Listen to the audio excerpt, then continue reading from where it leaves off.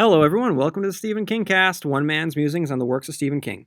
Once I reviewed each of his works in the chronological order of publication, but Ka is a wheel, it all goes round again, and here I am once more back at the beginning on a new phase of the journey to examine each of the endings of the works of Stephen King, to determine whether or not King deserves his reputation for having an inability to successfully land his endings.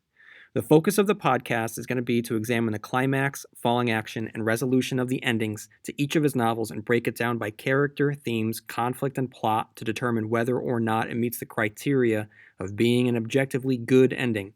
I'm also going to weigh in on whether or not I happen to personally, subjectively like the ending.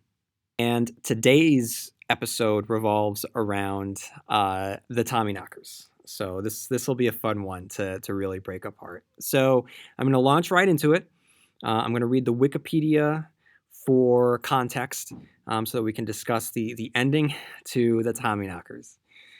While walking in the woods near the small town of Haven, Maine, Roberta Bobby Anderson, a writer of the Wild West themed fiction, stumbles upon a metal object that turns out to be a protrusion of a long buried alien spacecraft.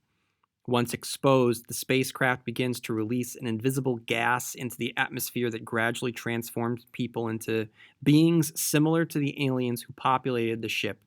The transformation, or becoming, provides them with a limited form of genius which makes them very inventive, but does not provide any philosophical or ethical insight into their inventions.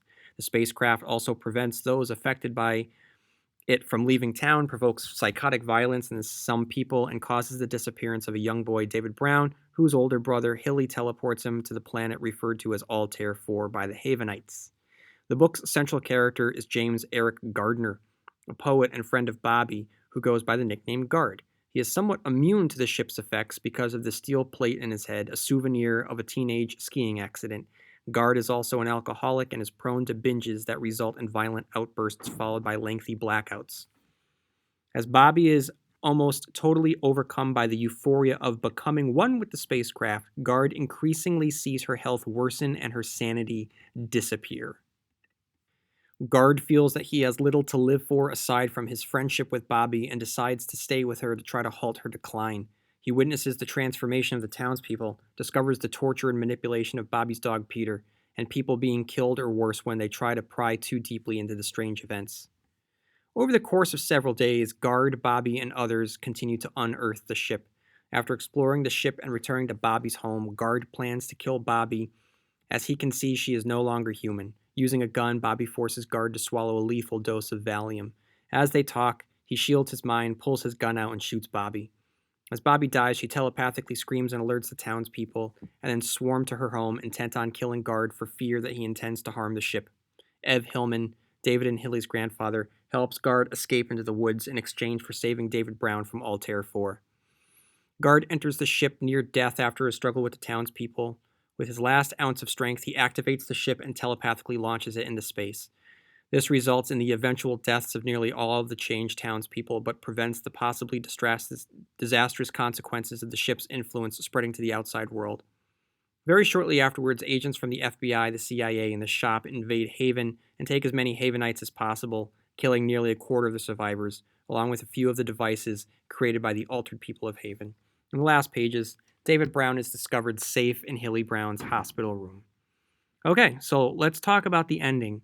But in order to talk about the ending, let's talk about where we're going to start. We're going to talk about the climax, the falling action, the resolution, which means that we're going to start from Guard versus Bobby, including Bobby's death, Guard's race to the spaceship, assisted by Ev. Guard pilots the ship into space and dies, and then the resolution is the shop arrives and David is returned from Altair 4. Okay, so even without discussing the conclusion to the Tommyknockers, let's very quickly talk about the Tommyknockers. If you haven't listened to my review of the Tommyknockers, I strongly recommend that you do so because I'm something of a Tommyknockers apologist. I fully acknowledge that it has a bad rap among King's books. King personally does not like it. I think that it is a batshit crazy novel and that's not always a bad thing. There's a lot of imagery and really big ideas on display. He goes for a lot of swings on this one. He connects some of them. He misses a lot. But it's a really enjoyable reading experience. So I happen to like the Tommyknockers. I know that a lot of people do not, and I know that there is just a reputation that exists around the Tommyknockers, not unlike the influence of the aliens within the ship to anyone from the outside coming in. It kind of hits them and um, doesn't allow them in. So I don't know. I like the Tommyknockers, and I feel bad for the Tommyknockers, and I kind of want it to get its due, and it just makes this episode all the more reason to talk about what works about the Tommyknockers, what doesn't work about the Tommyknockers, and why it's in some ways misunderstood. But and it's definitely a part of the exercise of separating objectivity and subjectivity when discussing art, that I find so fascinating, which is one of the reasons why I like doing this particular why I like having this focus now on just King's endings. So the criteria that we are going to use is, does it provide an appropriate conclusion to its characters that are consistent with the characters' actions, conflicts, or themes of the book? And it's hard it's hard to judge because the book is just so wild. It operates under its own logic, and for a pure wild exploration in insanity, it works.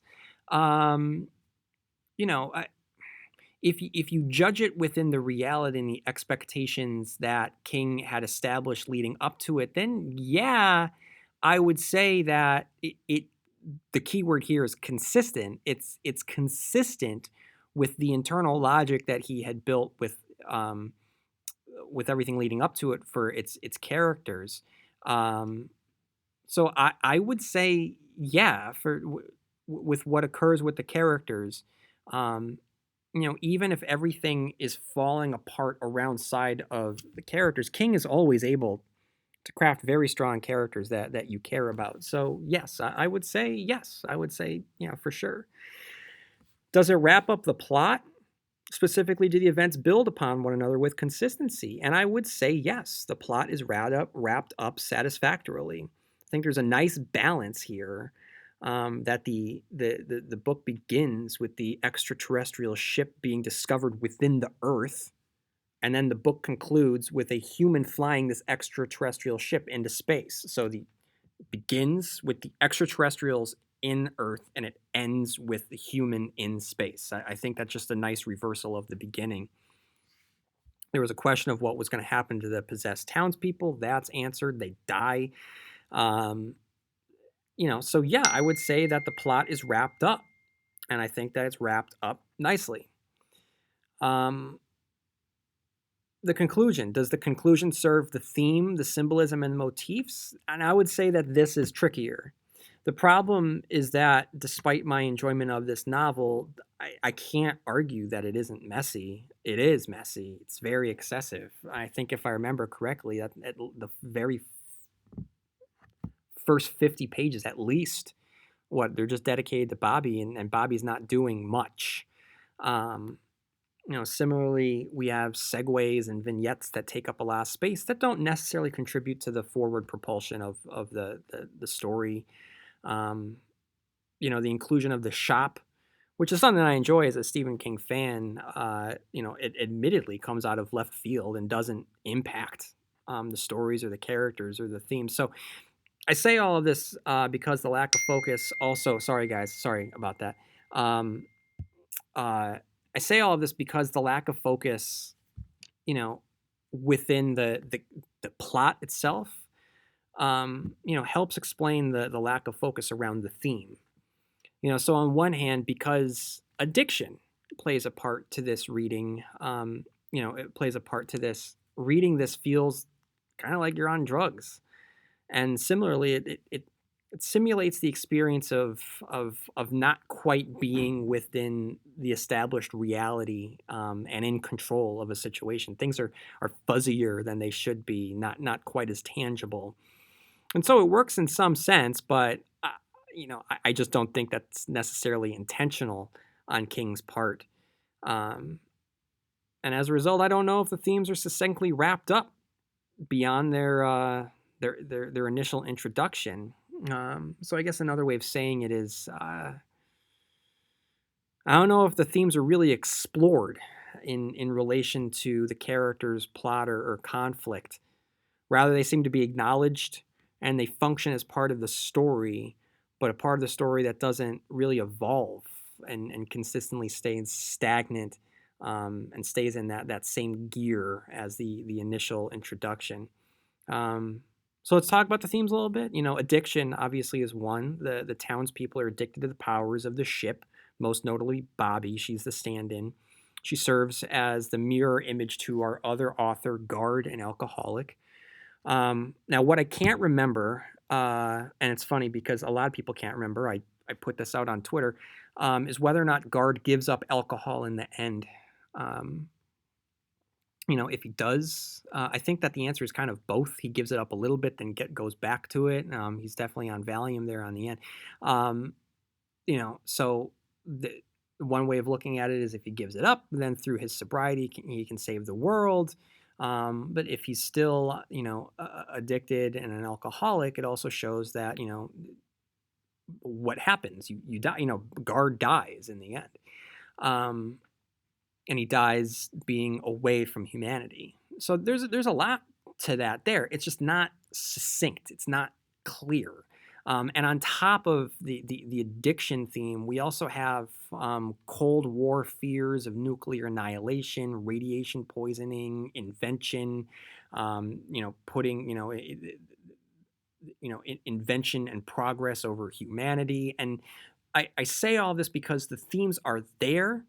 They're just and I'm saying this particular metaphor is very much on my mind because I have a 4-year-old, and anyone with children is going to know exactly where I'm going with this. But each of these themes, okay, let's just say addiction, it's like a blue ball of Play-Doh, and the themes of radiation and poisoning and Cold War fears. It's like it's like your pink Play-Doh.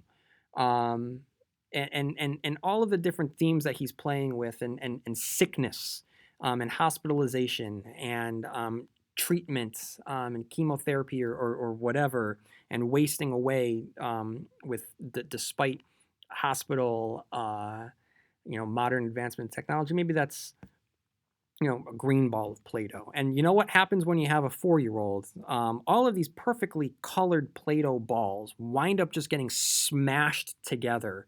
And sure, the Play-Doh is still there, but it's just a sloppy mess that you just can't pull apart from each other anymore, and it just loses all of its color. And that, to me, that uh, that metaphor really just sums up the thematic work in Tommyknockers. And so, as a result, though the themes are present, they don't really seem to be explored to the point where I could say that um, they're concluded with a lot of clear strength. The next question is, what is the most famous scene in the novel, and does it appear in the conclusion of the story? Now, like my caveat to this particular question is that the answer is the most famous scene of the novel. It does not appear in the conclusion. It's not. You can't knock it, because that has nothing to do with the ending. But if it does take place, it kind of works in its favor. But it's still something that I like to ask. This is weird. Like, I don't know what the most famous scene in the novel is. David's disappearance during the magic trick, possibly. I don't know. I don't know if I don't know. For me, having the shop show up and fight a soda machine, and Guard driving a flying lawnmower through the woods, it's right up there, and that's in the end. So I guess it's got that going for it.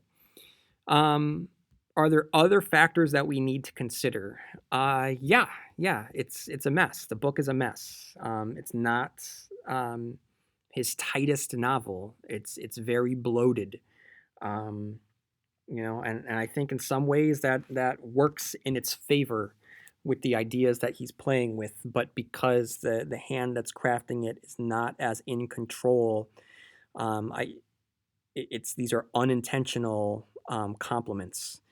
Um, I don't think that it's necessarily King operating um, with all of his intent behind the pen, which again, you also got to compliment it because there's so much there that even when he's not at his best, I still think that he is producing something that is highly entertaining that works on some levels, but is not free of criticism. So there's a couple questions. Do I like the ending, and is it a good ending? So the first question is, do I like the ending? Yes, I like the ending. It sticks with me, and it's stuck with me since I read it the first time when I was in middle school. Uh, Guard's death is so haunting and lonely. The idea of him just being entombed in this flying saucer to just fly through space away from his home planet just makes me sad. Makes me really, really sad, and it's just really stuck with me. And the discovery of the dog Peter, and the betrayal of Bobby. Not that it's a full betrayal because there's an invasion component and a possession, but her fully becoming an alien entity, and turning her back on Guard, and Guard having to kill her, and it's sad. I think that it's an ending that I happen to like. So here's the next question, guys: is it a good ending? Is it objectively a good ending? I would say that because of the the messy themes, and the plot, because the plot is something of a mess. Though I said that the boxes within the plot are checked off, I think that there's some fuzziness there. I can't fully land on saying that yes, it's an objectively good ending. So much like Christine, I happen to like the ending of Christine. I don't think that the ending of Christine happens to be a quote unquote good ending. Similarly here, I happen to like this, but I don't think that it's good. So that brings us to our tallies. So far, I have like 16 out of 16 endings, and 14 of those 16 endings using the criteria I believe are good. Which still, I think that King is doing all right in terms of being able to land these guys. So far, I don't think that he really fully deserves this reputation that he has for not being able to stick his land his stick his whoa end his books. Okay, guys, that's all I have for this week.